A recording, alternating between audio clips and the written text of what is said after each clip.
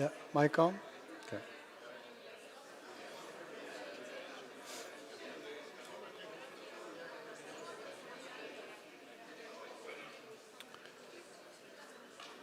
So while we're filling up the room with people, I would like to say hello to the people online.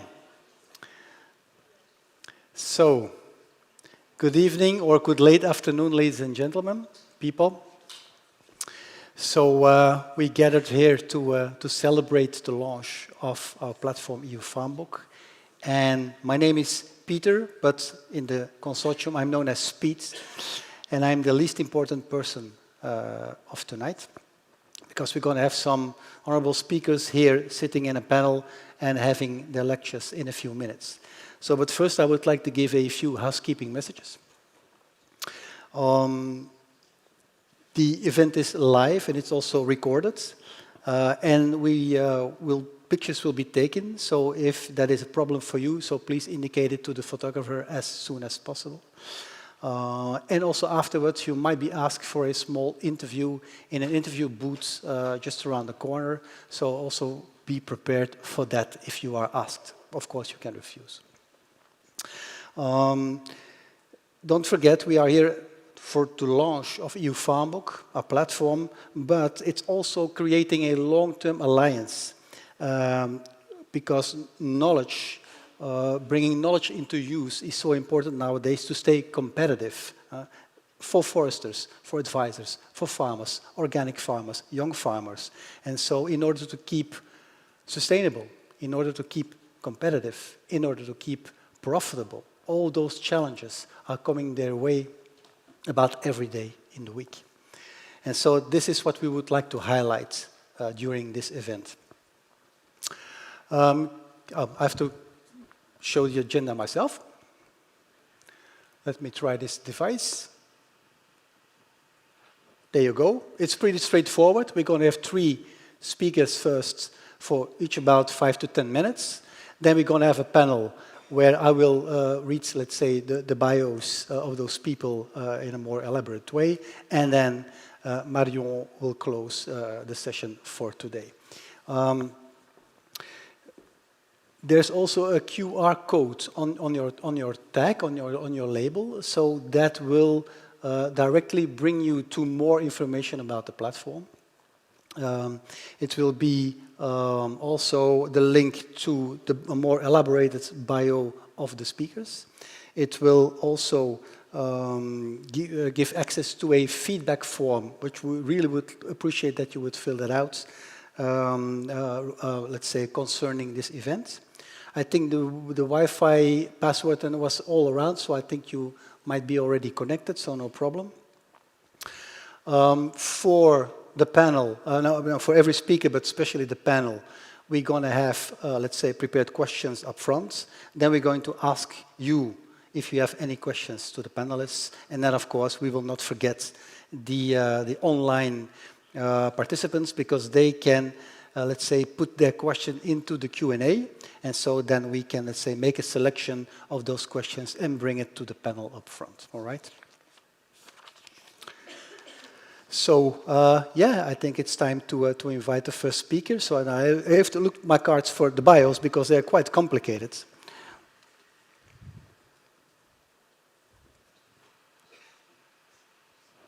That's the QR code.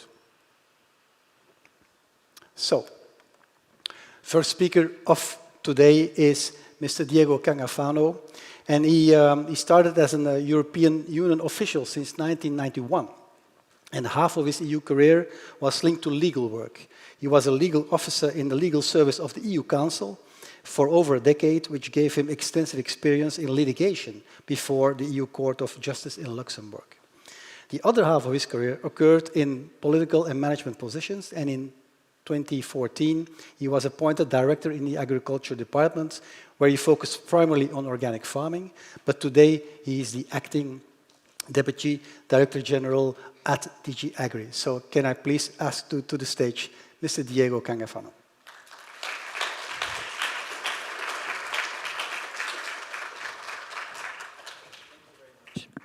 Thank you very much, and good afternoon.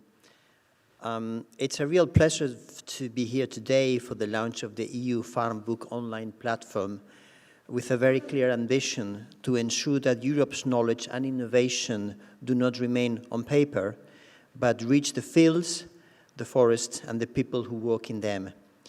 The European Union has long been at the forefront of agricultural research and innovation, and we are bringing back this leadership with action. Under Horizon Europe, we have doubled our research and innovation investment. Around 3 billion has been invested to support agriculture, forestry, and rural areas. And the research and innovation investment is driving pioneering and transformative solutions for making our agri-food and forestry sectors more competitive, resilient, and sustainable. But investment alone is not enough. Innovation only matters if it is understood and if it is used, and if it delivers real change on the ground. That's why in our vision for agriculture and food, we place such a strong emphasis on the scaling up the dissemination and uptake of knowledge and innovation. And that's why we are making a great effort to ensure that the European-funded research results reach farmers, foresters, advisors, and CAP managing authorities. We have stepped up our action under Horizon Europe and the Common Agricultural Policy to make sure innovation delivers where it matters most, on the farm, in the field, and in rural communities. By bringing Horizon Europe and the CAP together under the umbrella of the European Innovation Partnership, EIP Agri, we have created a powerful alliance between policies to strengthen co-creation of innovation. This means that innovation is no longer top-down and designed in isolation. It is co-created with key actors, with farmers, foresters, with rural communities, with researchers, innovators, and advisors, working side by side to turn ideas into solutions that work into real life. And this multi-actor approach is applied both in Horizon-funded projects and CAP-funded operational groups. The scale is impressive. Over 500 multi-actor project approaches have been funded on the Horizon 2020 and Horizon Europe, and more than 4,700 EIP operational groups supported on the Common Agricultural Policy. This is a tremendous wealth of knowledge and innovation solutions. And enhancing the speed and the scale of deployment of these knowledge innovations is key. But with the scale comes a new challenge, and research and innovation proliferate. End users face an overwhelming sea of information, and navigating that sea requires support. And there comes EU-FarmBook. Complementing the EU CAP network in 2022, DG Agri has invested in an EU-wide online platform, a shared repository bringing together results from EU-funded research and CAP-funded operational groups in one accessible place. The Horizon Europe-funded EU-FarmWork project builds on the foundations laid by previous Horizon projects, Eureka and Eurachnos. I have to tell you, have to stop my speech and tell you an anecdote. When I first met Commissioner Hansen, he was preparing his hearing to become a commissioner. You know, he has to pass to exam in the parliament. So the senior staff, we prepare him about what questions he could get. I made a wonderful speech about research and innovation, and at the end he tells, very nice, Diego, but how does it apply in practice? How does it reach farmers? Had I known 2 years ago that there was the EU-FarmBook in application, I would have said, Commissioner, don't worry, we have that. But that was 2 years ago. So I'm glad that we have now. Next time he asked me, I said, Commissioner, we can find the reply here. So this EU-FarmBook is a seven-year journey with a clear mission to be one-stop shop for farmers, foresters, and advisors, a single place where practical knowledge and innovation come together to support their daily work. And today we begin to harvest the first, so congratulations to all the people who have worked in this project. It's a great starting point, and you should be proud of it. The EU-FarmBook will not stand still. It will continue to evolve until 2029, shaped together with farmers, foresters, advisors, and all those who use it. Because our sectors are changing fast and technologies such as artificial intelligence even faster, the platform must keep pace, constantly refining its tools to meet the real and diverse needs on the grounds. This European knowledge reservoir must be also open and accessible in all EU languages. I was very much impressed about it, and I have been told that you have some ambassadors to explain this in several languages, because there's something I learned in my professional life. Farmers don't speak English. Farmers don't speak English. The research community speak English, but farmers in the 27 member states don't speak necessarily English. I travel all around and I can confirm that. The Brussels bubble speak English, but not farmers in some places in Bulgaria, Italy, France, Portugal, Greece, or the south of Spain. So it's good that you are doing the work in all the languages. And digitalization gives us a unique opportunity to share knowledge faster, learn from each other, and connect people across European borders. That's why the EU platform must be linked with national platforms to foster exchange and integration, creating bridges and not silos. And by doing so, we will strengthen the connection between Europe and national acquis systems and turn knowledge into truly shared European assets. Looking ahead, we hope that the EU-FarmBook platform could go even further, becoming a gateway not only for farmers, foresters and advisors, but also for SMEs and startups ready to invest in and scale up innovations emerging from multi-actor projects. This is exactly the logic of the Commission's proposal for the next multi-annual financial framework, supporting the full innovation journey from research to investment to market uptake. Let me conclude with a simple thought. Knowledge has no value if it stays on the library shelves. Its value lies in the hands of those who use it. And EU-FarmBook is about putting Europe's knowledge where it belongs, in practice, in partnerships, and at scale. Again, my sincere congratulations to the EU-FarmBook Consortium for bringing this platform to life. Thank you very much.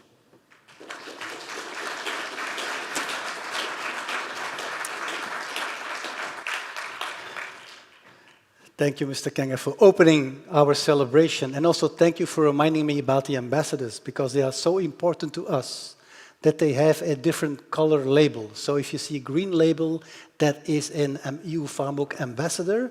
And so if you want to know what solutions we have for farmers not speaking English, you ask the people with the green tags, okay? So thank you very much. So next on stage will be Mr. Paul Webb. And so since 2021, Mr. Webb is the head of the Green Europe department at REA. The department is the European Commission service responsible for the implementation of Cluster 6 of the Horizon Europe Research Framework Programme, as well as the Research Fund for Coal and Steel and the Agricultural Promotion Programme. These programs and funds support the major changes needed in a transition to a low-carbon, resource-efficient, circular and sustainable economy. So Paul previously worked in different positions within the European Commission, including in the DGs for Research and Innovation, for Budgets, for Agriculture and Rural Development. Mr. Webb, please come on stage.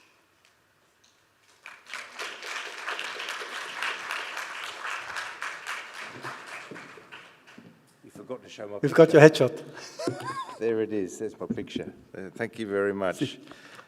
And yeah, good evening, everybody. It's a real pleasure to be here to celebrate the official launch of this platform.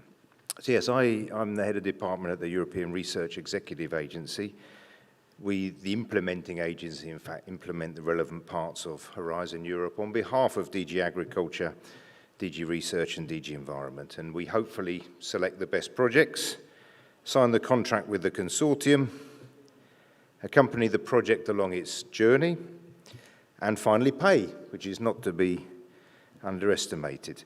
And I hope by the end of the evening you'll be able to see that we have chosen a really good project here.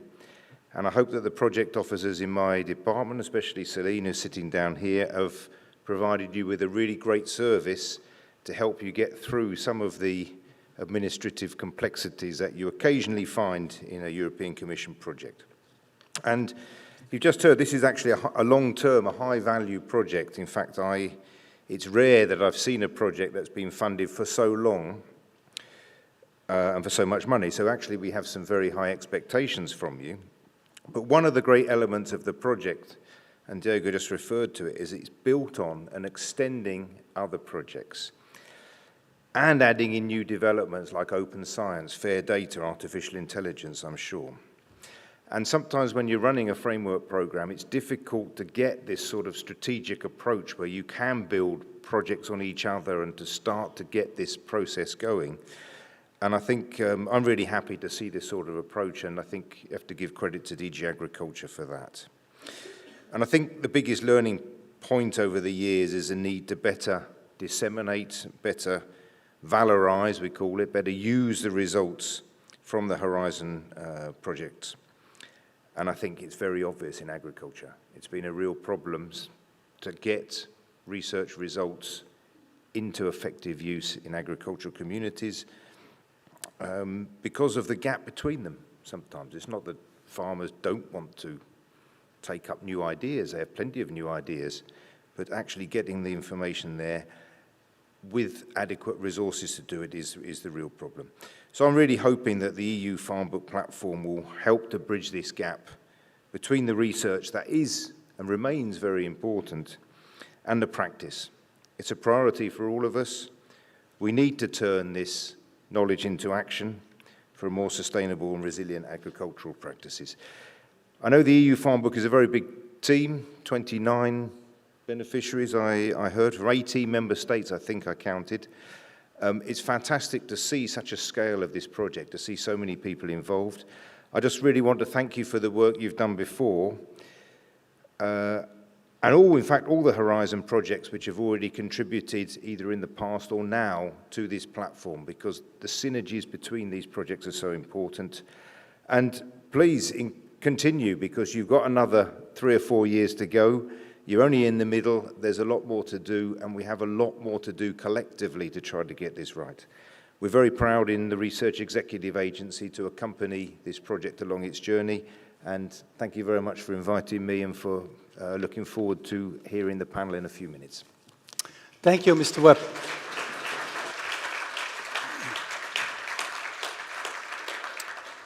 Yes, indeed. EU-FarmBook is all about multi-actor approach and the way we work together with other platforms, with other projects, and with other stakeholders.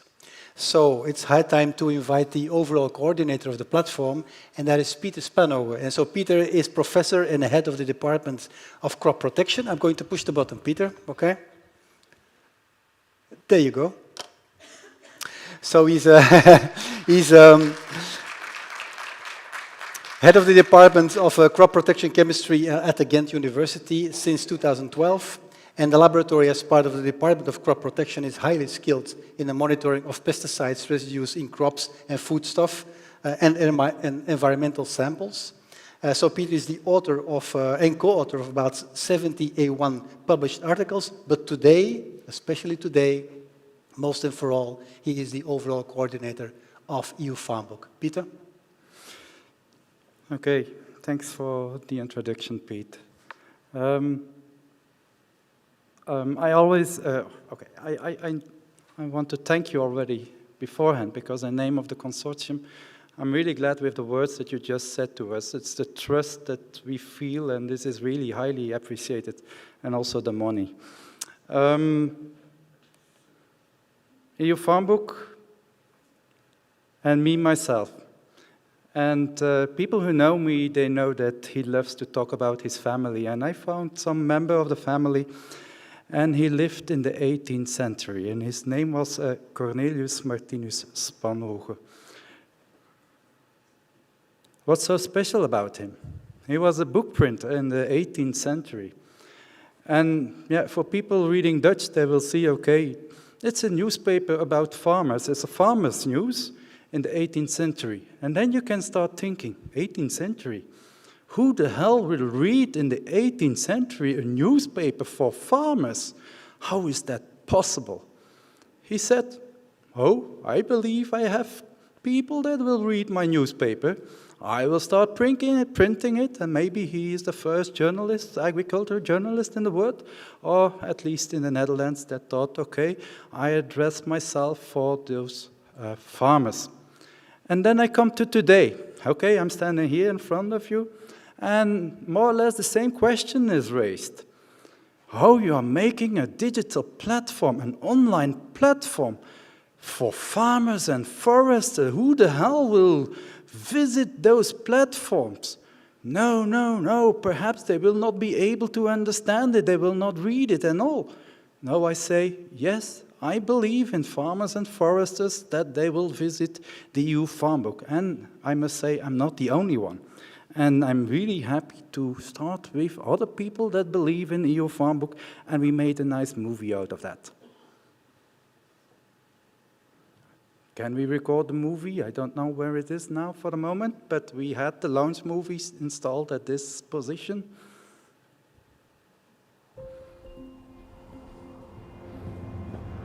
Als boer vandaag is het heel moeilijk om te weten wat er vandaag speelt in de onderzoekswereld. En la investigación es muy fácil sentirse desconectado de los usuarios finales. Viņš meklē kaut kādu problēmu risinājumu, kas ir bijis ārpus robežām. I try to go out as much as possible, to be in the field, to understand their problems and what solutions they need. Het mooiste wat ik vind op een landbouwbedrijf is je vrijheid om ondernemer te zijn. Het EU-FarmBook kan mij helpen om over de grenzen heen op zoek te gaan naar informatie, waar ik het ook in mijn eigen taal kan verstaan, want er zit een vertalingsoptie bij. The chatbot helps summarize results from several projects extremely fast. EU-FarmBook te fuerza a asignar los metadatos adecuados a tus resultados de investigación. Un arī FarmBooks nāk palīgā, kas ir ļoti vienkāršā valodā, saimniekam saprotamā valodā, nevis tikai zinātniskajos rakstos. It's extremely important to have a centralized overview of projects' results. La investigación está llegando a otros públicos. Om de landbouwsector naar een hoger niveau te tillen. EU-FarmBook is more than a tool. It's a bridge where research meets reality. Because when we understand each other, we grow together.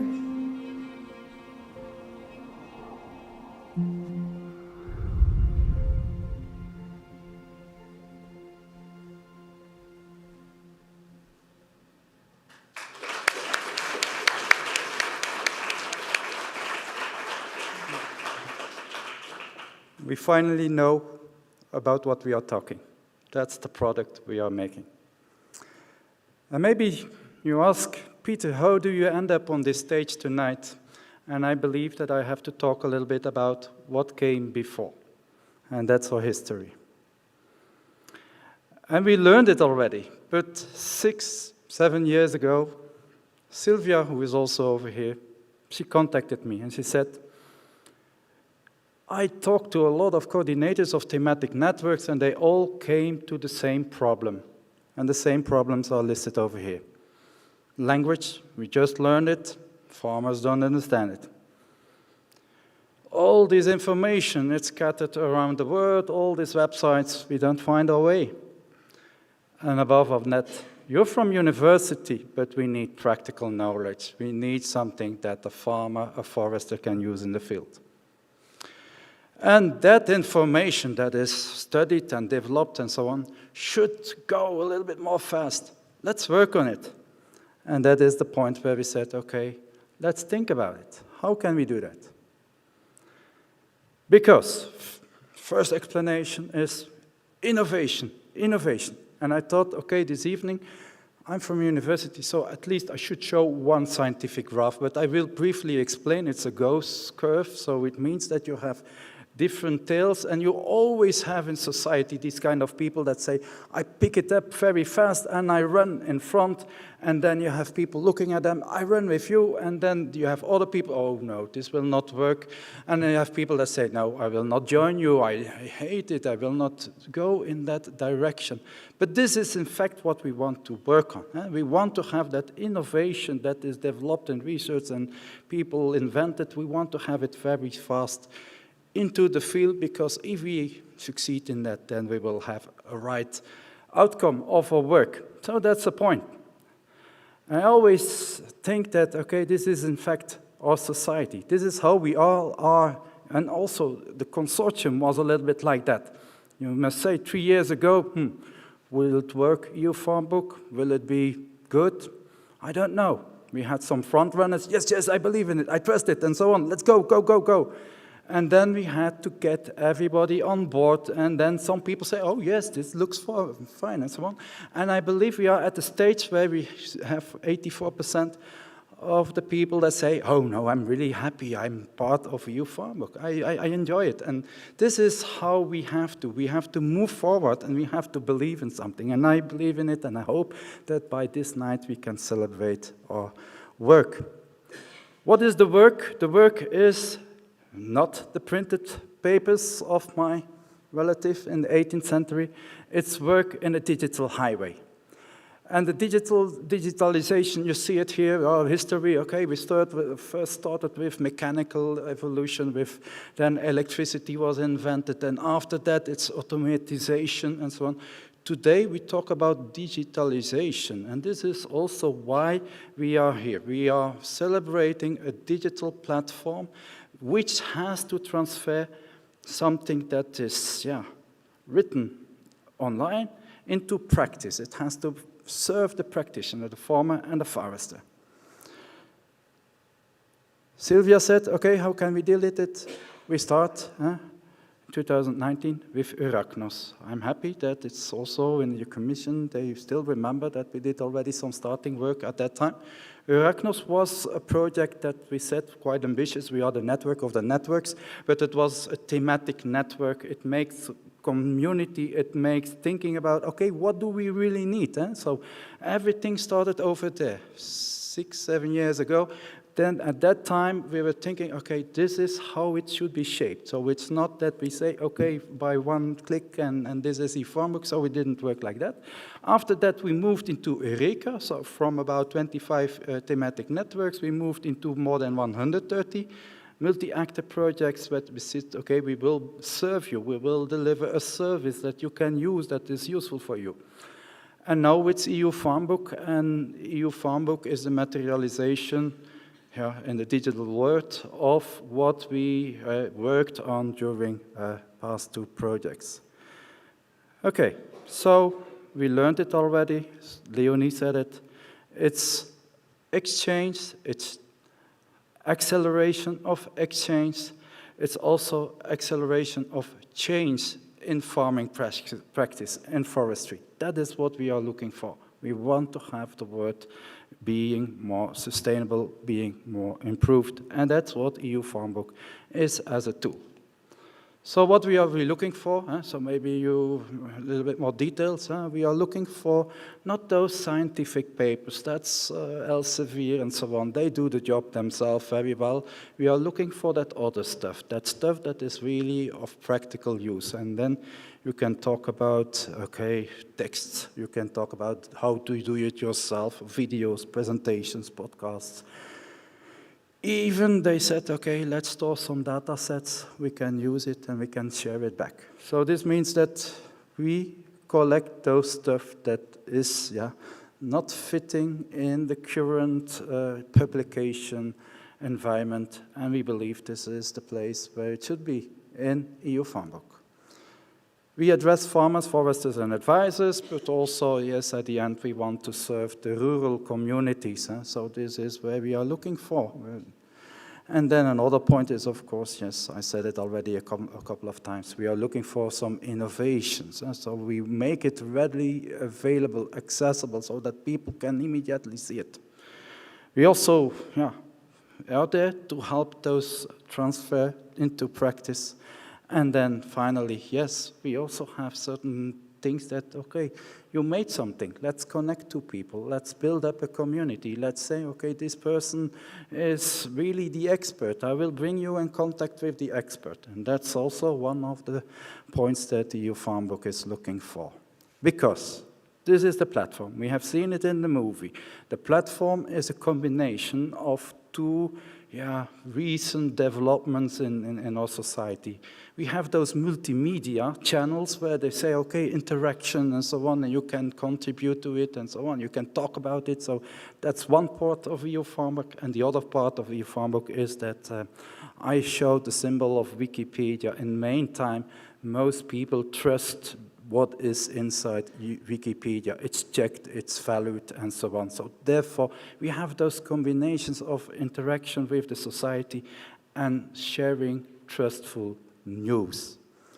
Another point is that in meantime, yes, after the uploading strategy of the colleagues of Web Package 3, we can say that we have contributions of different member states in Europe, and it's from all member states, if I remember the slide of this afternoon.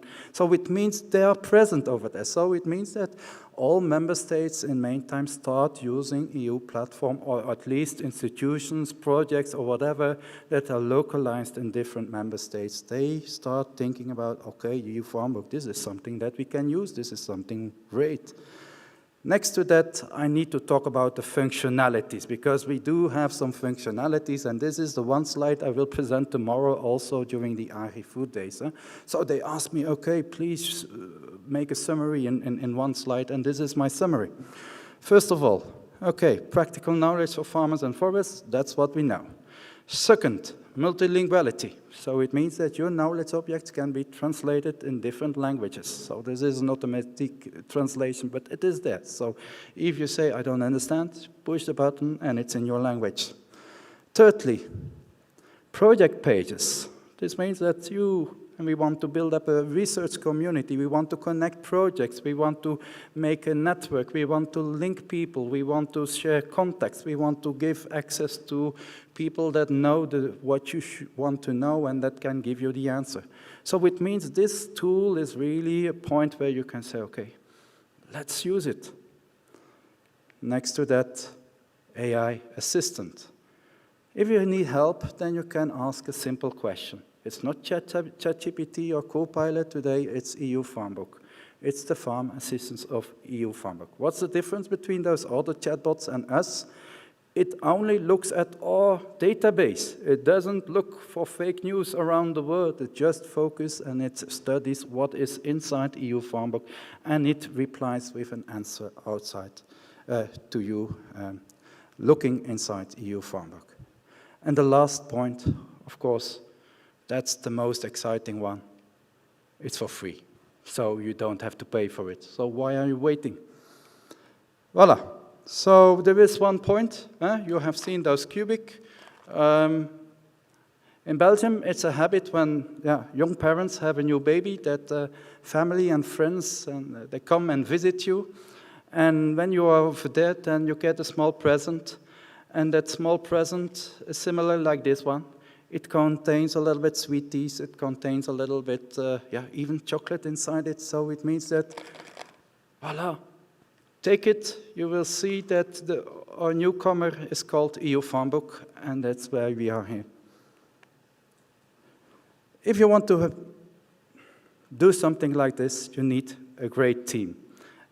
And at the start, we were talking about, okay, let's cook together, let's make it a great meal together, and this is the team I want to say thank. It's a major team, it's the team of EU-FarmBook, but I must also say that, okay, we do have those other two projects, Eurachnos, Eureka, and then, okay, we all have the institutions of EU-FarmBook. I'm really grateful because, okay, together, alone, you can do what you want, but you need these people around to achieve what we have now. Okay, so the take-home messages of today. First of all, we want, with EU-FarmBook, we want to strengthen forestry and farming practices. So we want to be there to have a boost. Next to that, okay, it's a digital pathway, but it's a fast digital pathway. So if you post your knowledge inside EU-FarmBook, then you can be sure that it travels quite fast to the farmers, foresters. Third point is we are looking at practical solutions, not really the scientific literature, but the practical stuff. And then, of course, yes, that stuff has to be reliable because it's funded by government projects. It's not based on commercial activities. It is really what Europe pays for that we want to capture and to store in one place. And the last point, you know that It's supported by a really great team, so it means that also it's not only me, but it is a big group that supports it. And if you have questions, don't hesitate. We are all ambassadors. We are all proud of what we have achieved so far. Voila. That's it.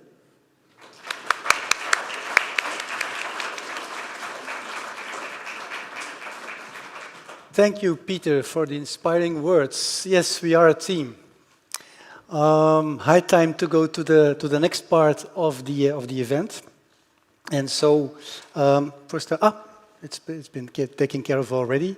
So I'm going to ask the 4 panelists to come on stage one by one. First, I need to get through these impressive bios. Okay, so it's going to be hard work, but anyway. We want to put all the claims that we heard, all the arguments, all the good news that we heard about EU Farm Book, we want to put that to the test. The test towards foresters, the test towards organic farmers, the test towards young farmers, each and everyone with specific challenges when they go into farming and forestry. So this is what we're going to do. Because if you look at the reflections made in the strategic dialogue, or even in the Vision for Agriculture documents, also SEJA's work regarding the generational renewal, and also the OECD's monitoring of agricultural policies, all of that, they highlight the importance of knowledge, innovation, having skills, digital skills, but they also mention the gap between that and the actual dissemination of that on the field. And so we're going to discuss about that. And so, first of all, and please take a seat in the order of the picture, but I'm going to start with Professor Margarida Tomé. So Margarida is a leading academic and internationally recognized researcher. She is full professor at the Instituto Superior de Agronomía at the University of Lisbon, and coordinates the research group Forest Ecosystem Management under Global Change at the Centro de Estudos Florestais. Her academic background in silviculture, as well as statistics and applied mathematics. Her engagement in major international research networks, such as the European Forest Institute and the International Union of Forest Research Organizations, has helped strengthen collaboration between research centers and teams supporting the advancement of forest science. So please come to the stage, Margarida.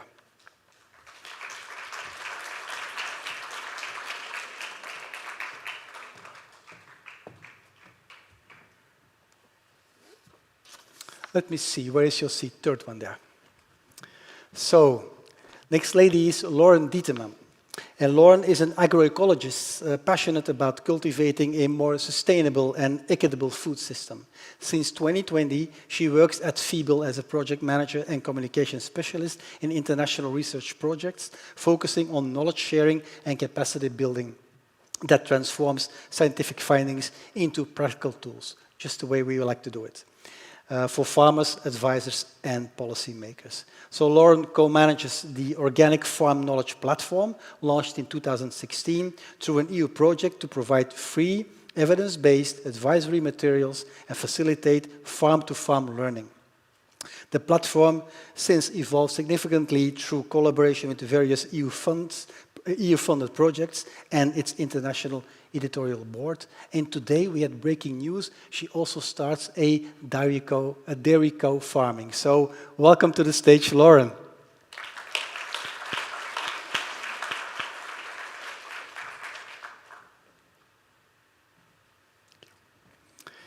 Third one is Mr. Rudolf Pulukstenis, and he is the Vice President of the European Council of Young Farmers, SEJA. So Rudolf studied business administration and after various work experiences, he and his family moved back to their hometown. It's around 7 years ago. There he started organic cereal farming on family and rented land almost from scratch while working full-time in the financial sector. He strongly feels a passion for agriculture, forestry, and land in his DNA, and that for 5 generations long. So since 2020, he's on board of the Latvian Young Farmer Club, responsible for representing interests and positions in government, CAP working groups, media, and other stakeholders. And in this role, he's also honored to represent SEJA today. So Rudolf, where are you? Come to the stage, please.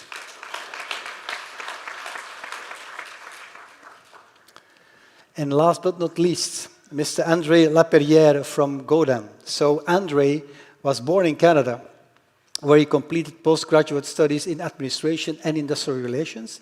He is an expert in international development and joined the Global Open Data for Agriculture and Nutrition, Gaudan, as its first executive director in 2015. During his career, he has led and managed numerous projects on behalf of private corporations, United Nations, and the World Bank all across the world. Just to name a few former positions: Deputy CEO at the Global Environment Facility in Washington, D.C., Executive Director of the Trust Fund for Victims at the International Criminal Court, Director of the Administration and Finance Division in the World Health Organization, and UNICEF Coordinator for Reconstruction and Rehabilitation Activities in Iraq. That's quite impressive. André, please come to the stage.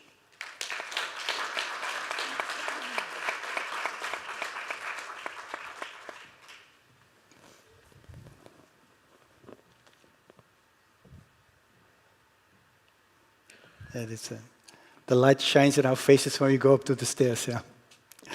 So this is how we're going to play it. I have a couple of questions that, let's say, they are prepared from the EU-FarmBook team.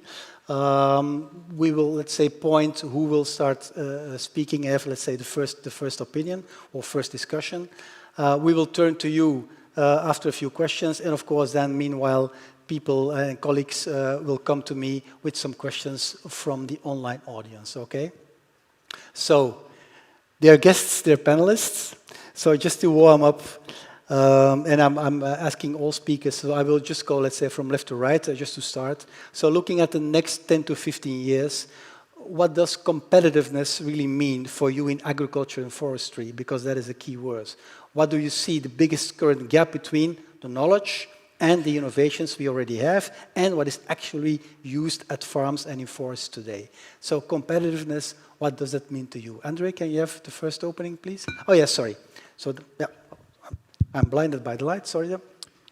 Thank you very much. Competitiveness, for me, equals innovation.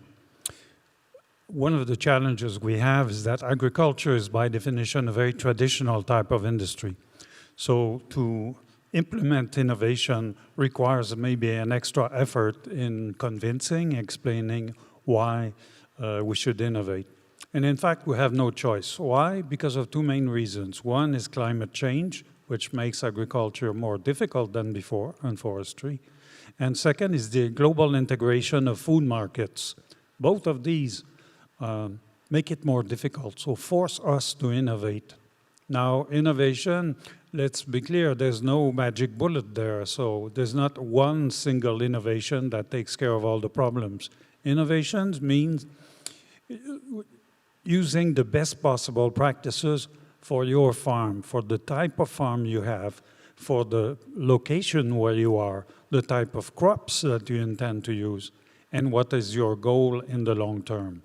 That is why innovation is the key, and possibly the only key, or one of the few keys to competitiveness. Thank you. So Lauren, yeah, competitiveness, and if you see a gap, what gap would that be between that and how we bring it into practice? Thank you so much. Yeah, first of all, thanks for inviting me here, and thanks for having me on the Strategic Advisory Board. I completely agree with everything that André already said. Yeah, for me, if I'm allowed to dream a bit, because your question said 10 to 15 years in the future, so I'm allowing myself to have a bit of a dream. So for me, competitiveness would be striking the balance between the expectations of the different stakeholders within the agri-food sector, which are farmers, society, policymakers, scientists, etc., but also balancing the short-term goals, so affordability of food with efficiency, but also with the long-term goals, so sustainability of agrosystems, human health, etc.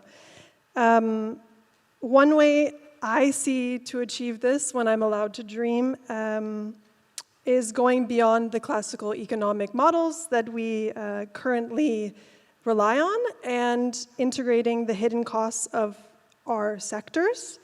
So that means, again, the long-term goals of the health of agroecosystems and humans. These are not indeed integrated into the costs of our food today. And the current pricing and the policies behind it make these practices appear economically rational, however, they are not. So in 10 to 15 years, my hope would be that we start to utilize true cost accounting methods where prices tell the truth of environmental and social costs of our food. Coming to the gaps between knowledge and action, so to say. So I don't think the core or the biggest gap that we see is a lack of knowledge. It's a failure to make the existing best practices accessible, relevant, and actionable for practitioners. So actionable being the big thing for me.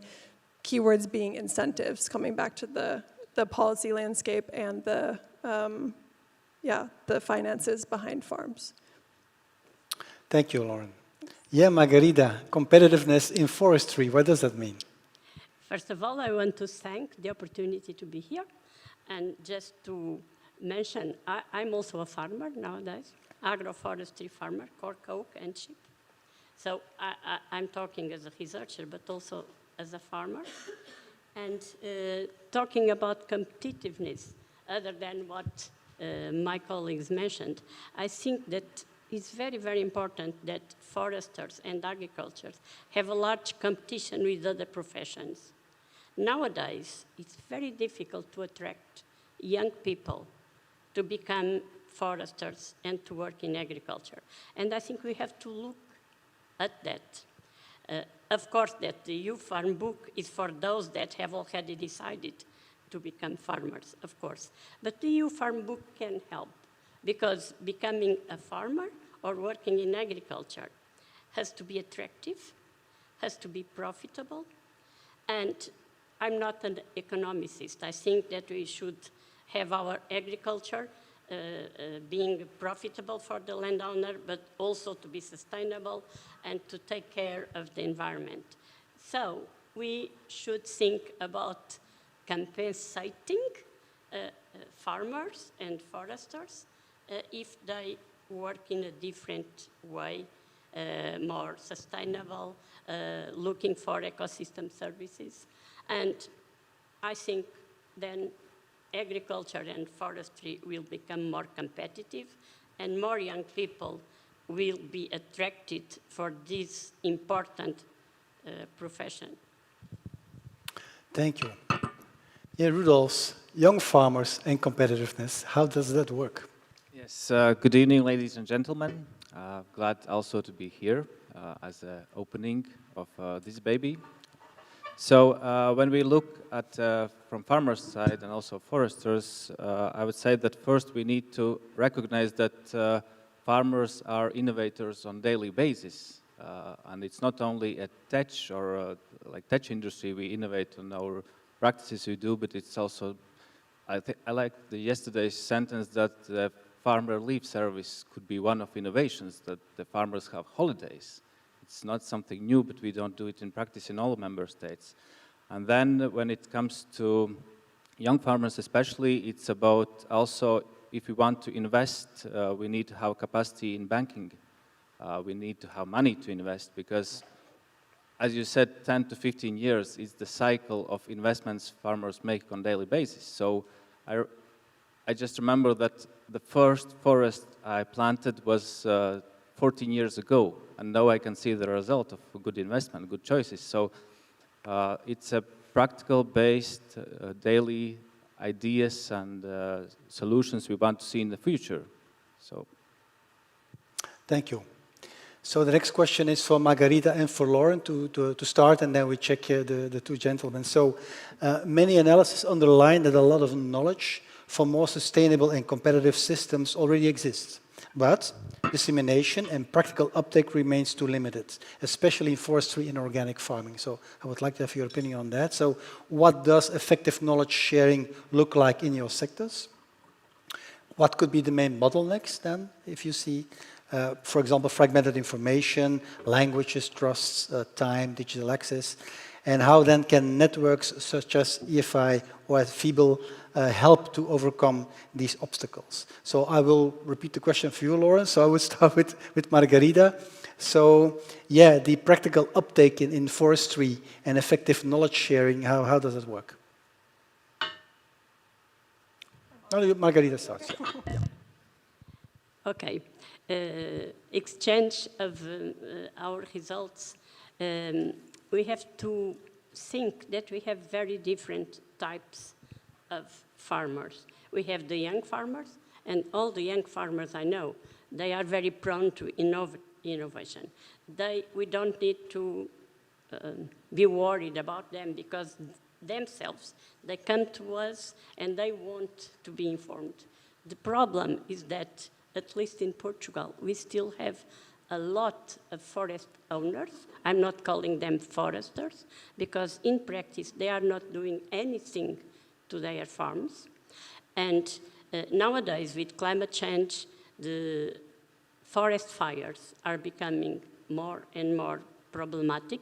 And after a forest fire, the land that remains is not managed at all.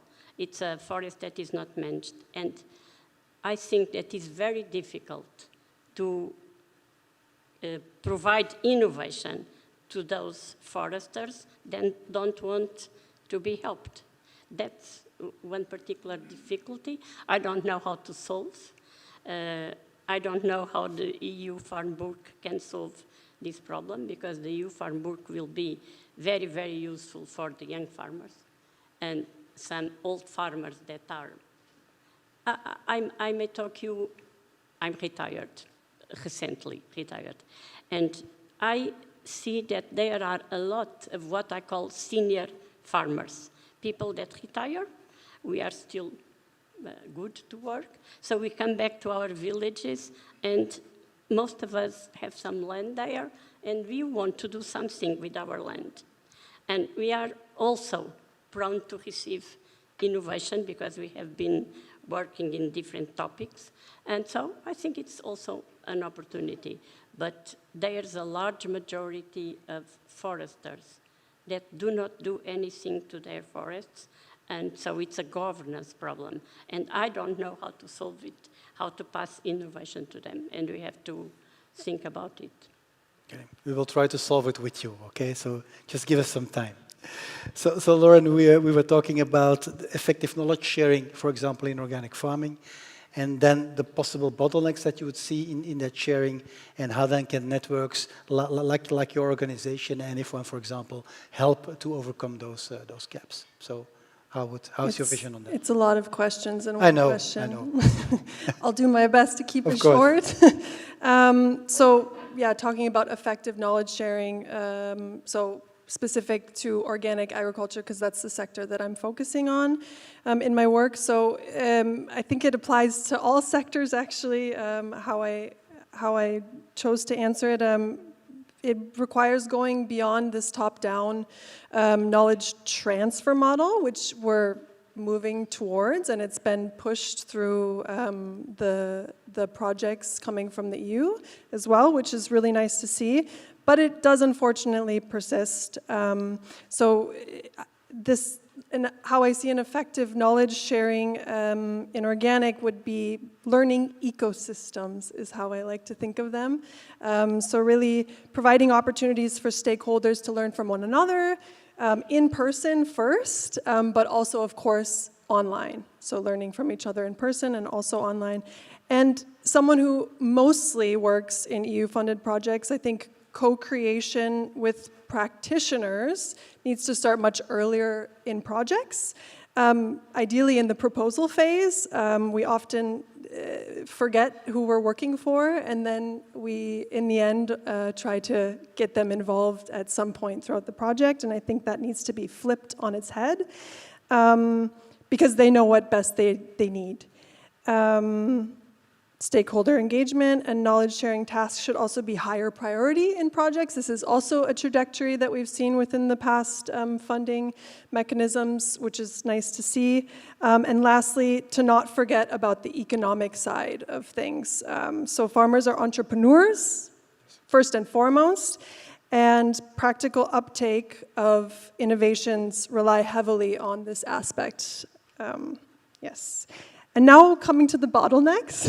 Alrighty. So the main bottlenecks to increase dissemination and practical uptake. I think time would be my first answer, which time is money, right? So it takes time to build trust and momentum amongst practitioners, but many of these initiatives that aim to improve dissemination and uptake of innovations to more sustainable and competitive practices, so knowledge platforms, advisory networks, follow the funding cycles, which are often 3 to 5 years. Fortunately, that isn't the case for EU-FarmBook. There's a longer project duration, which is really nice. So this undermines long-term engagement required for the desired changes that we want, right? Language, it's already been brought up in all of the presentations, but it's not only about the actual language, so Spanish, Polish, whatever, but also if it's practice-oriented, right, which has come up in every presentation as well. Farmers are skeptical of recommendations that don't account for their reality, so the economic pressures, as I already mentioned, labor constraints, etc., so really taking into account these applicability questions within the knowledge. Yeah, what's the last one? How can feeble yes, how can you contribute? Yes, overcome the obstacles that we've spoke about, also in cooperation with the EU-FarmBook. So I would say all of our organizations, not only feeble, but we need to just continue doing the good work that we're doing of exchanging and supporting farmers to become more resilient and sustainable.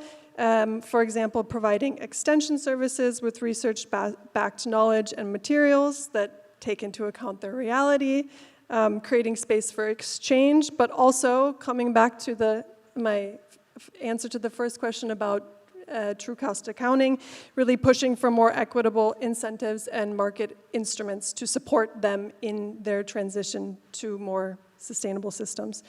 Concretely, as feeble, in particular, related to the Organic Farm Knowledge Platform, it was mentioned when you introduced me, we're working at the moment, very exciting, to connect the two platforms to further build up the organic knowledge on the EU platform, which is exciting. Yeah, thank you. I'm checking with Rudolf and Andre. Would you like to comment also on knowledge sharing and the possible bottlenecks that you see for young farmers, for example, in your case? So what here we have our knowledge is that we live in a century with a lot of information. We have too much information. We don't have a system so good to understand what is useful for us, how it will work on my fields, on my soil. So I would say there is not a problem of knowledge. The problem is about scaling up and reaching the farmers, because as we know from data, more than 70% of farmers are still relying their decisions on experience-based decisions. So we need to reach them, and I think this is a good combination about farmers, foresters, CAP network, and also advisors, so that we can reach them and close this gap. Yeah, thank you. Andre, any comments? Thank you. The majority of the world's farmers are small farmers. Nowadays, the world of agriculture is becoming sort of split between the two, where you have the large industrialized, automated farms to a large extent, and then you have the small farmers, which are, let's face it, suffering a lot for all kinds of reasons. And maybe one of them is because they don't have the means to easily access the resources that they could benefit from. So one of the challenges we have is to make all this wealth of information available to them, but not just in bulk, but available to them in a way that fits their needs. Sometimes, I could mention some examples, but sometimes too much is like not enough. Now there's a massive amount of data that is available in the field of agriculture and nutrition. But farmers may not need the whole thing. Depending on their specific situation, they might need one piece of information or another. So part of our challenge is to find a way to adapt access to information to the reality of farmers, and especially the small ones. Yeah, thank you, Andrea. So the next question is for you. So because you were the former director of GODAN, so the global open data platform for agriculture. So you managed the platform already 10 years ago. So what can we learn from you, from your experience? That's let's say question A, and B is then because gathering knowledge and make it applicable, all fine, but it needs to remain. I mean, it needs to to stay there for, let's say, accessibility in the future. And so what can you advise to make sure that it remains that knowledge remains a public good? How would you look from your side? There's two parts maybe in your question. GODAN and the EU Farm Book is a nice and very fruitful marriage, because we both share the same goal, which is feeding people better in a more efficient and sustainable way. So that's the common goal, except we started to address this goal from two opposite sides, so to speak, of the same coin, which is that through EU Farm Book, a wealth of information and knowledge generated mostly in Europe, but not only, is now becoming available through the Farm Book, among other things, which eventually will trickle down to all the farmers and achieve that goal. In GODAN, we came from the other way around. We thought, let's establish a baseline, and the baseline will be to see what is happening right now. What are the problems that some farmers have that others have solved before? And let's make them aware one of the other. That's how it started, by a platform through which people could exchange information, problems, and solutions. I guess there was a lot of appetite for that. Nowadays, there's over 1,000 organizations that are members of GODAN where they do this kind of exchange of information.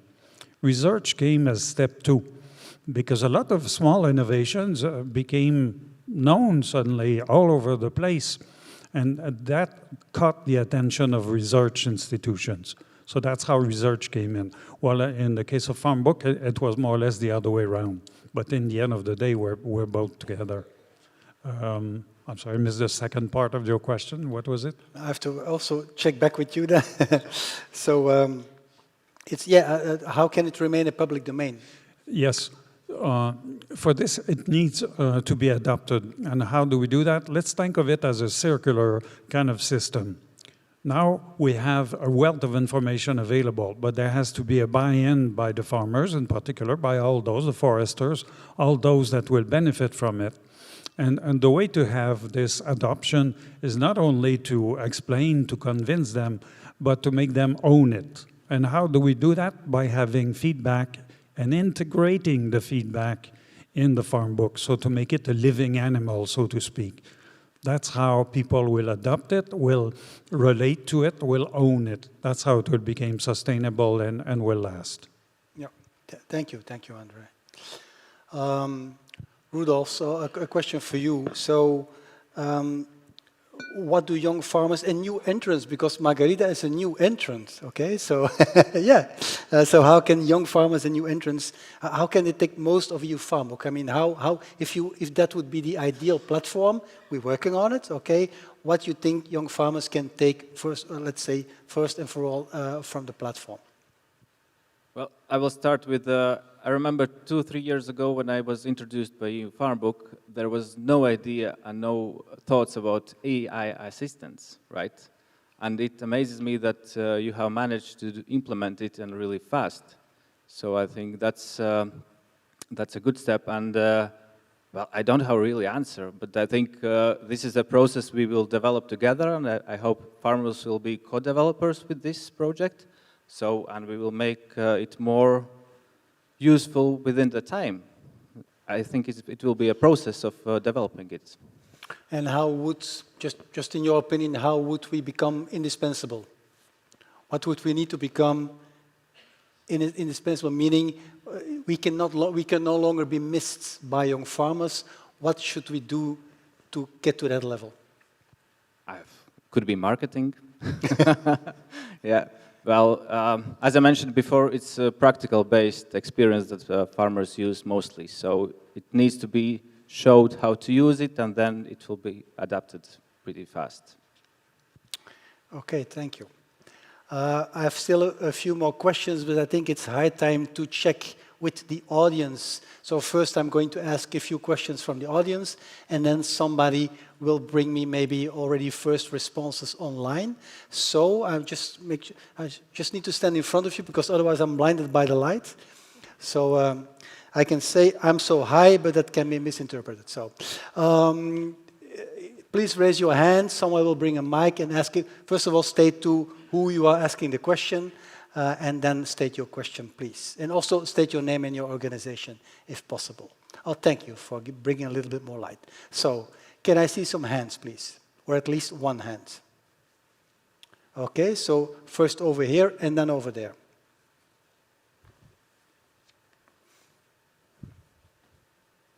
Yeah, it will be on. Yeah, it's on, it's on. No, it's not on. Double checking.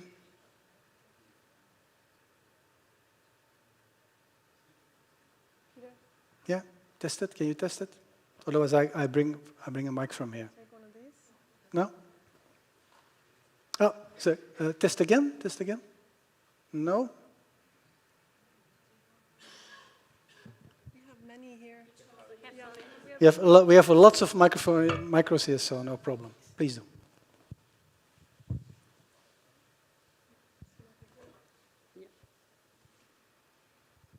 Thank you very much, DG Agri, Orsoya, from Unit F2, dealing with research and innovation. And a question came to my mind while listening to you. You said it is free of access, but it is an EU platform. But it will be also accessible all over the world, I assume. So we are creating knowledge that will be accessible to anybody, right? Well, I can answer that. Yeah. Yes, I mean, if you just go onto the platform and you do not even need to register. If you want to go deeper into the platform, then you need to register. But yes, it is accessible from all over the world, absolutely. So once you have registered, you can have access. There is no restriction to use it only in the EU. Yeah. Not that I know of, no. Thank you. Okay. Question over there. Thank you. Please let me allow to be in front, because I want to see also the honorable rapporteurs that we have here on the front line, and also the esteemed colleagues that are, I hope they are farmers on the back side of the hall. My name is Radu Mihailov. I represent agricultural cooperative Biotop Romania from Romania. We are a very young organization.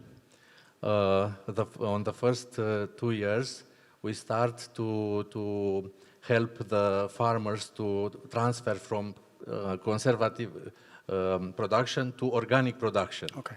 We did it, but in the meantime, in Romania, everybody wants to do organic production. So we don't have any differentiator between us and other cooperatives. So by intuition, we go to the academic environment, and we start to work with 3 universities and the Academy of Science and Forestry from Bucharest. Now, after a while, we are working also with the Academy of Agriculture from Tirana, and who bring us in such an honorable position. We have a project which is very, very successful in innovation. We use some treatments, biophysical treatments, to the input of vegetables and also for animal inputs. I mean seeds, fish eggs, poultry eggs. And based on this, the Romanian Association of Farmers allowed me to represent them to some election that was 3 months before at Copa Cogeca Research and Innovation Panel. That's why I'm here, because like Copa Cogeca member, I came to agri-food even, which is these days, yes. And you know, the university is working so interesting, we don't understand it at all. 3 hours before, I talked with Professor Hans from Wageningen University and Professor De Viola, if I'm okay, the name is okay, from Ghent University, and all together established to meet tonight here at EU-FarmBook. Okay, so you are here. Yeah, I didn't imagine at what event I will be part, and how this instrument that you are promoting, you are presenting today, can help us. And my question is, as far as we go further our tests and innovation project, can we ask for help also through this platform to the professors that are in this database, in this application? So is that you're asking, in fact, the other way around? So can we help your professor? Well, I mean, the professor who is active in your. I mean, we present our results, and also if we need help to try to share our. Basically, we'd like to replicate our tests in several agro ecosystems in order to confirm it. Okay. I'm just going to also check with Lauren, as being also in organic farming. Any response to that? Because the mic. Oh, okay. So how you can interact with the EU FarmBook as a Romanian cooperative? As a Romanian cooperative, we may present our results obtained in farms in Romania and try to see what's going on if we do replicate our.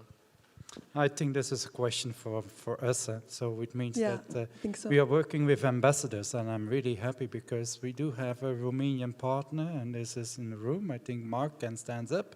So it means that he's the guy that you have to talk with during the reception. So it means that he will serve you very well about how you can add stuff inside EU FarmBook. Thank you very much. Okay. Can I see another hand, or are we moving to okay, over there, Tyler? Sorry. Thank you very much. My name is Johannes Pfeiffer. Oh, wow, this is loud. Sorry. I'm from the EU Partnership Agriculture of Data. And I have a question. You have highlighted that you would like to bring scientific results into practice. And this is very important. But what about the other way around?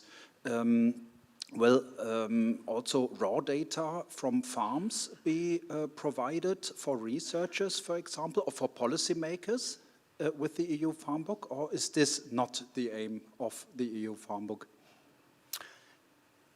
I can answer that. Indeed, that is not the aim. So really, we're trying to have scientific research coming from projects, from subsidized projects, transfer them into we call it practice-oriented materials, okay? So then raw data, of course, is the complete opposite of what we would like to accomplish. So we will work that way, and I'm quite sure that there are other platforms who will then, let's say, harvest much more raw data. But for us, it is all about practice and how really to apply it immediately in the field coming from research. So this is, for now anyway, the mainstream that we are going. Thank you very much. With pleasure. Anita, oh, sorry, I'm just checking, otherwise we go online on the online questions. Is that okay? Yep. Well, there's still one here. Okay, I'm sorry. Inge. Yeah, Inge van Oost, active senior, DG Agri. I'd like to know your ambassadors, how they connect with the national CAP networks and how they work together. Okay, so I'm not the best person to comment on that.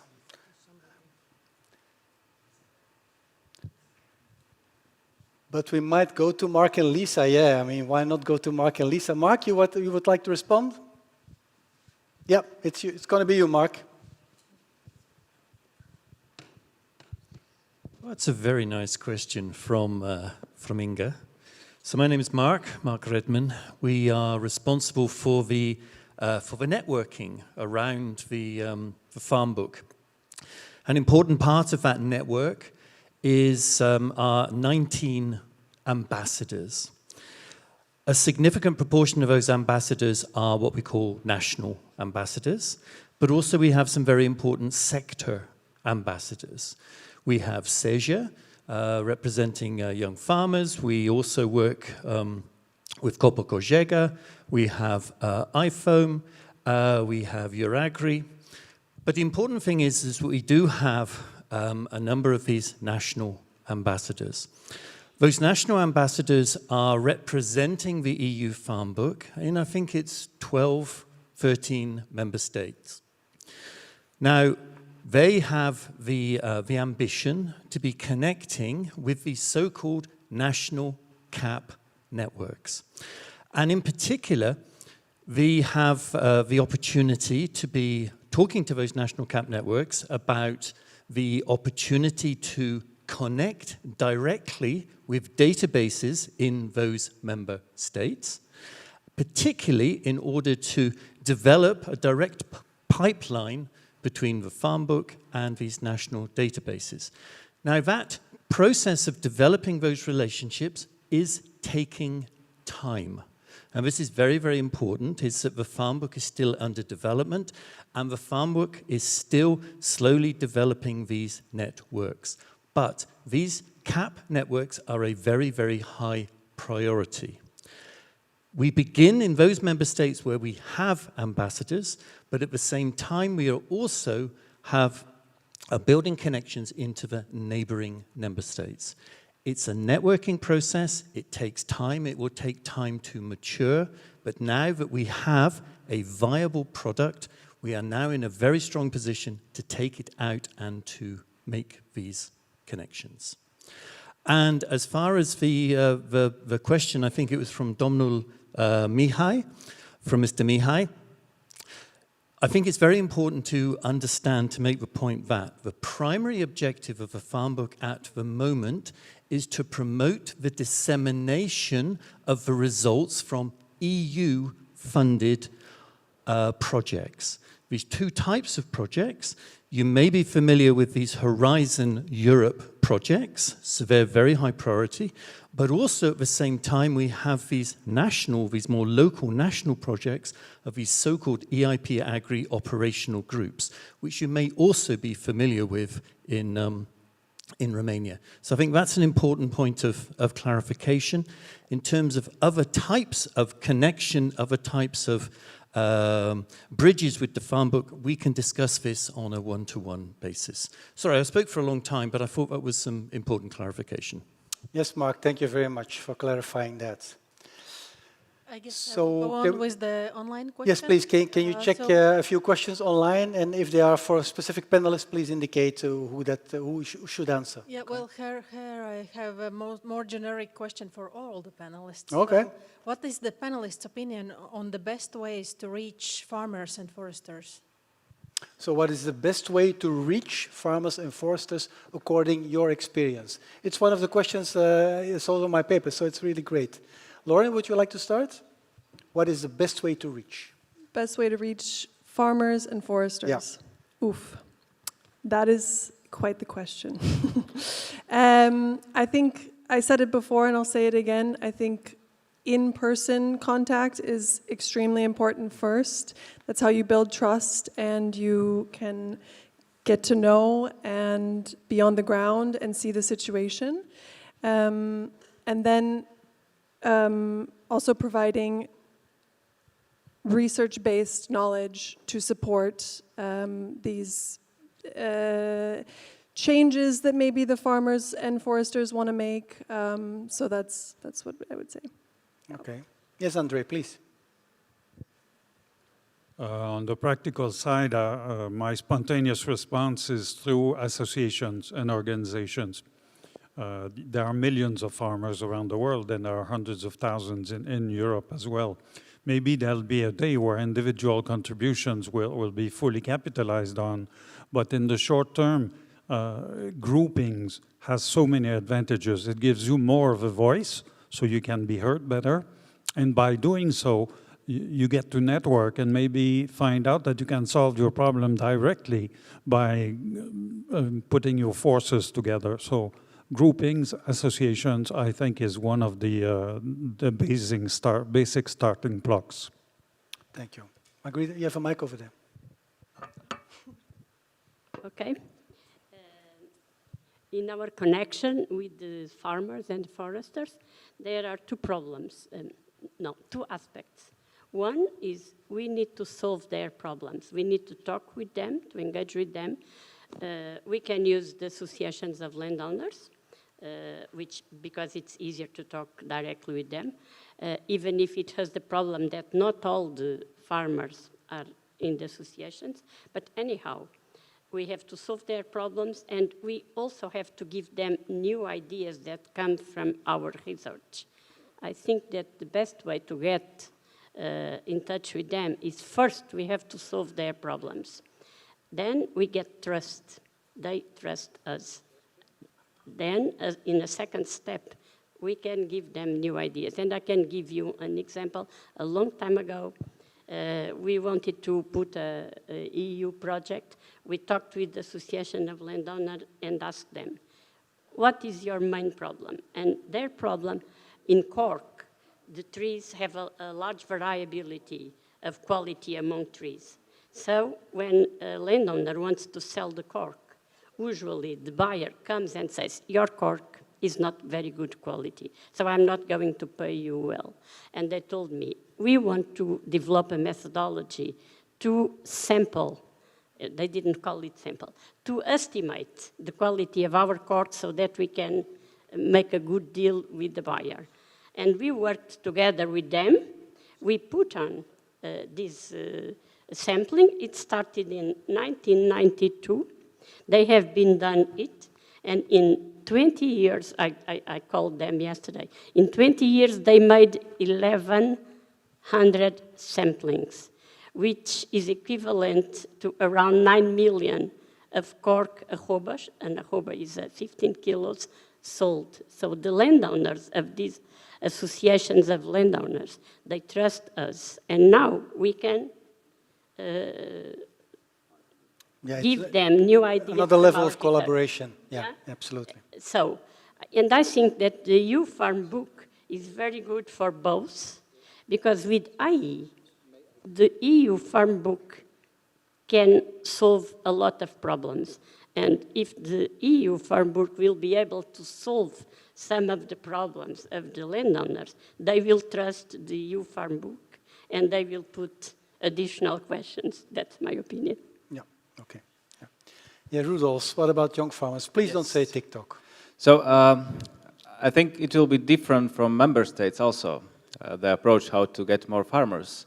Because we know that there are good advisor services in some countries, so it will be best to use their connections. There are good also young farm organizations that make manifestos and events together with the big crowds of farmers, so maybe that's one way how to reach them, to firstly see that there is a EU-FarmBook website. And then, yeah, I said marketing also could help. Okay. Thank you. Anita, sorry, a question here or a comment? Can you bring the mic here, please?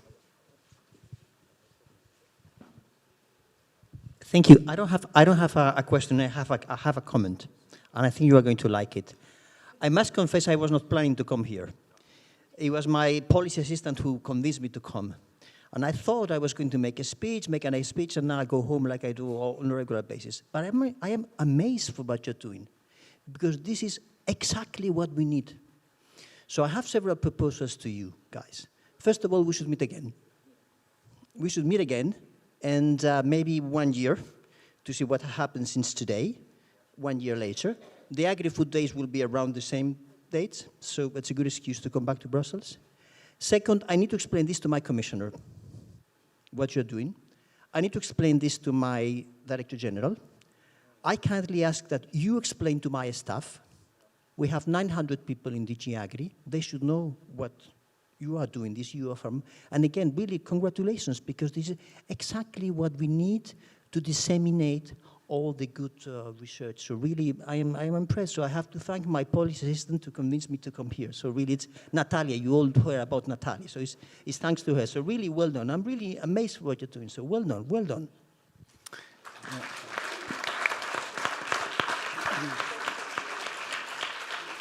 And we will be happy to come and explain it to all your staff members any time in the day. So no problem there. Yes, please. Yes, I have a comment to regarding the one-way road between the project and the farmers which implement the project already done. I think iteration, I mean, the fact that for the farmers to turn back to university is much important in order to refine the research in the future. That's why I want to underline. Thank you. Okay, yeah, thank you.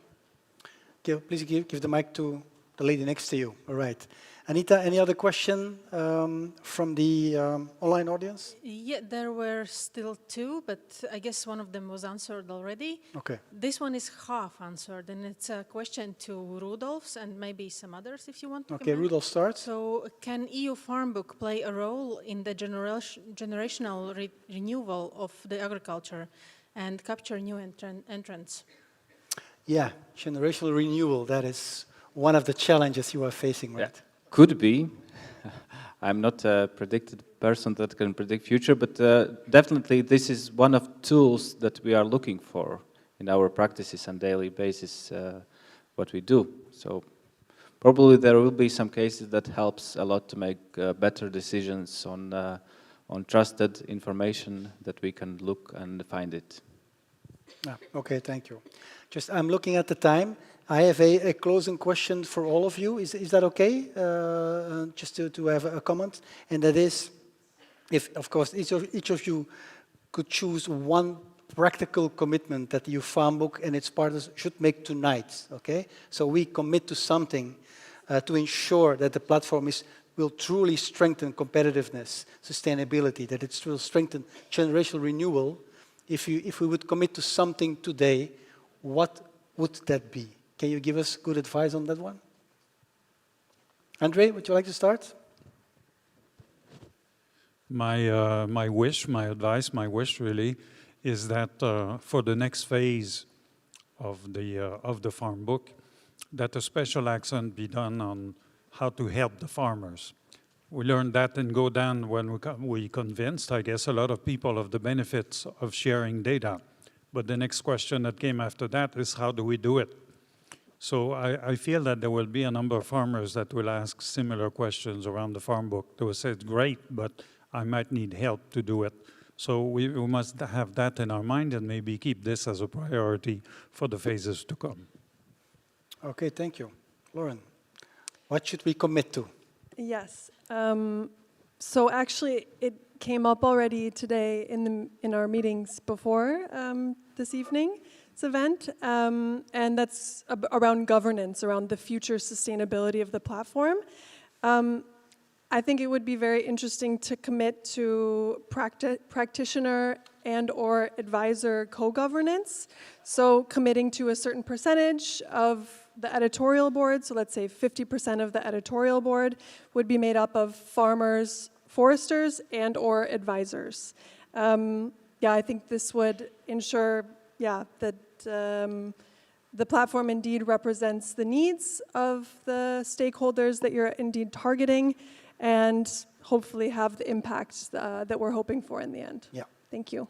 Okay, so we indeed entering the period of having feedback now on what we have today. And so this will be indeed our main challenge for the upcoming period. So thank you very much. Margarita, to what should we commit to make it a better platform? Tell us. I have a wish for EU-FarmBook. Yesterday I tried it. I put some questions, and what I got, a list of fact sheets and reports. I wish that instead of that, EU-FarmBook could add an AI tool to give a reply to the answers of the landowners. I think this would be a very good wish. Yeah. Well, and that is really an easy commitment because we have that already, Margarita. And I will show you. So we're working on it, but we have it already. Rudolf.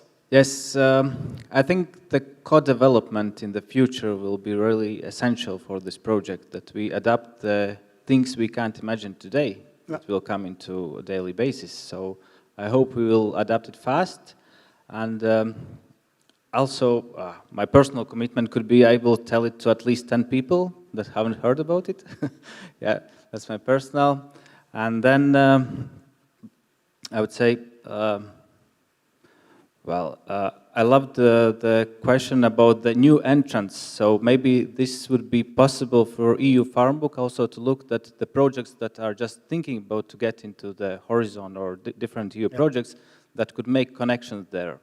Yeah. You could find connections there, so that would be great. Yeah, early engagement with, let's say, new projects is absolutely key to have them on board right from the very start, with the project page, with a dedicated space already prepared for them when they start, and so, Because we know from practice that it is sometimes hard to find co-project owners, like to work with whom, so it could help us a lot. Thank you. I'm checking for the last time urgent questions from our audience here. Yeah? I'm here. Ines? Yes. Please.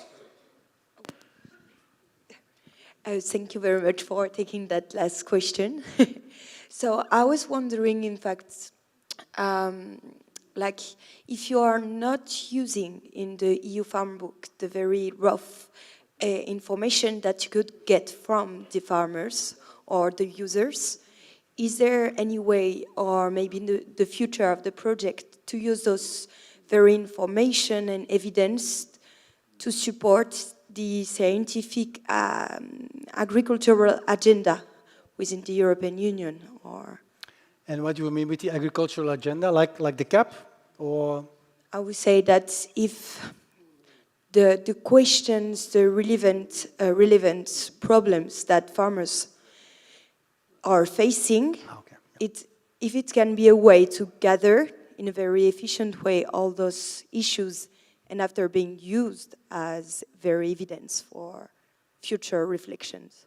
Yeah, okay, so if I understood it correctly, so if we see, I will call it trends or questions that pop up, or the needs that we see in your farm book, that we, well, anyway, we are in close collaboration with DG Agri, and so yes, if we would see things popping up that are remarkable, we're going to make sure that DG Agri is aware of the fact that we see trends or things or questions popping up, because that is indeed the collaboration that we have today, and we hope to intensify it in the upcoming years. Inge, would you like to comment on that? Ines, can you give the mic to over here, please?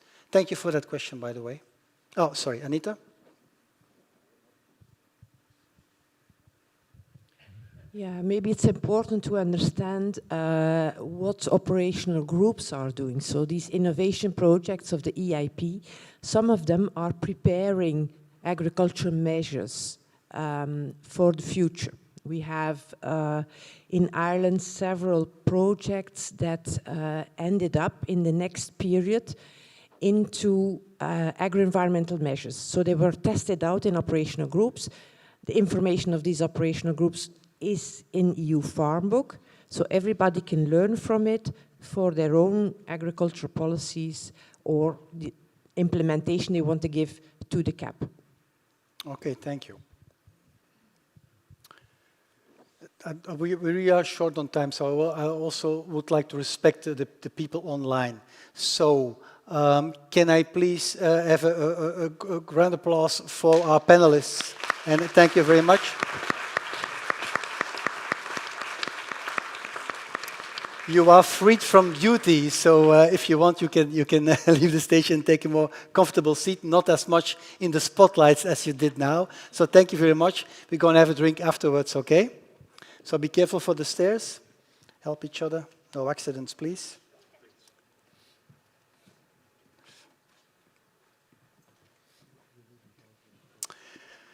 So now, there's one lady standing between us and a cocktail. And normally she does not need an introduction, but I'm going to do it anyway. Because I would like to introduce Marion Picot. She's the Secretary General of SEJA. And so Marion has been working for SEJA since 2018, previously as a senior policy advisor and today as the Secretary General. Now SEJA represents 34 young farmers organizations all across Europe, promoting better living, working conditions for the next generations of farmers. So Marion has a background in public policy and has previous experience in local and national governments, where she worked on agriculture, rural development, and food systems. She was also a lecturer in the Master of European Public Affairs at Sciences Po in Lille, France. Marion, can you come to the stage, please?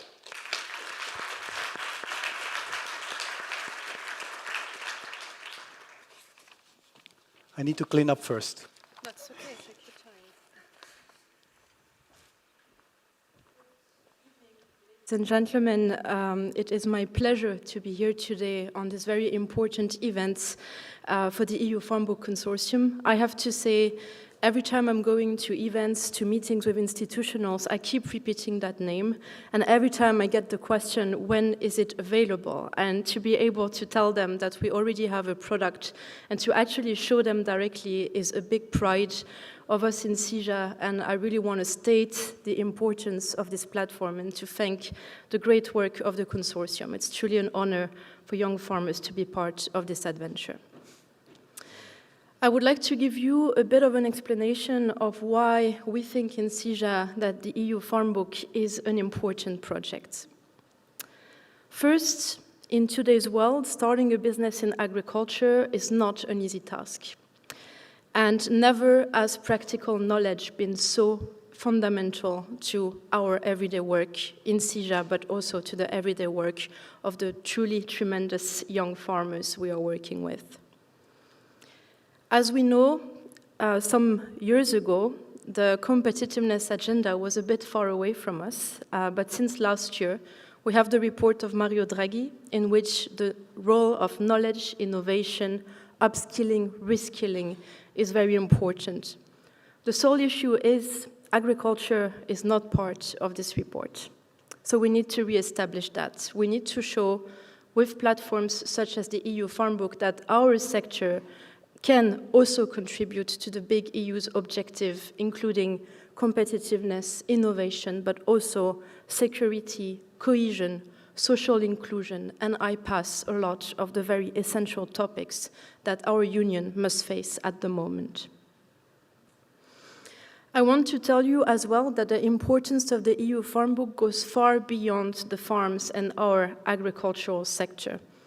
I feel like being part of the science policy practice platform has always been both an amazing treasure, but also very challenging at times. We do believe that the EU FarmBook is not only a bridge. Yes, it has to fill the gap that we all know very well between the practice, the science, and the decision makers. But it's also about being more exigent towards ourselves as a community. We do need to improve this multi-actor approach. We need to make the projects actually needs-based and comprehensive from our society. We need to select those truly innovative projects and not try to reinvent the wheel on topics on which we already have passed a lot of time.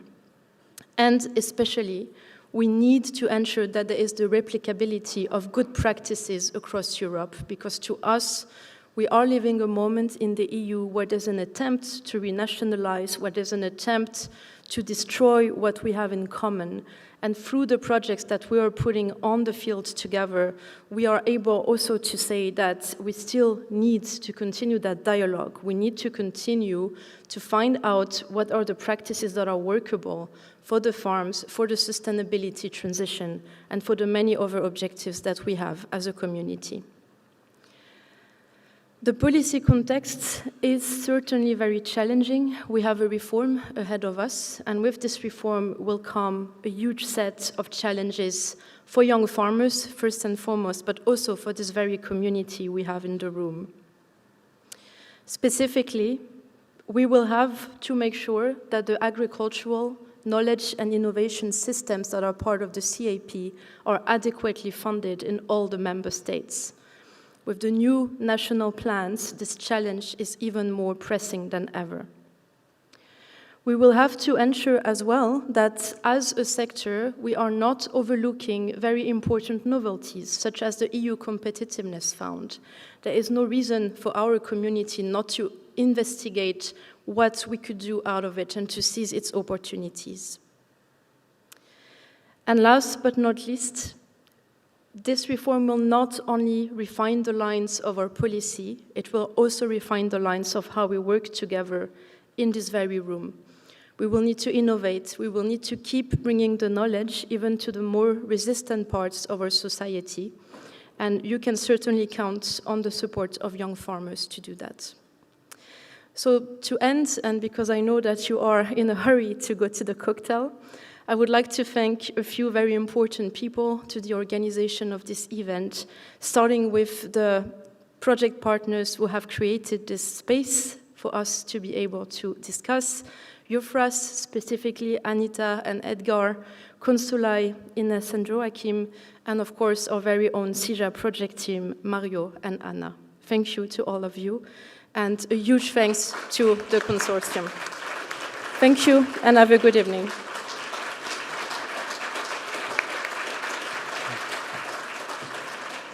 Thank you for your kind words. So yeah, it's high time to continue the celebration in a different way.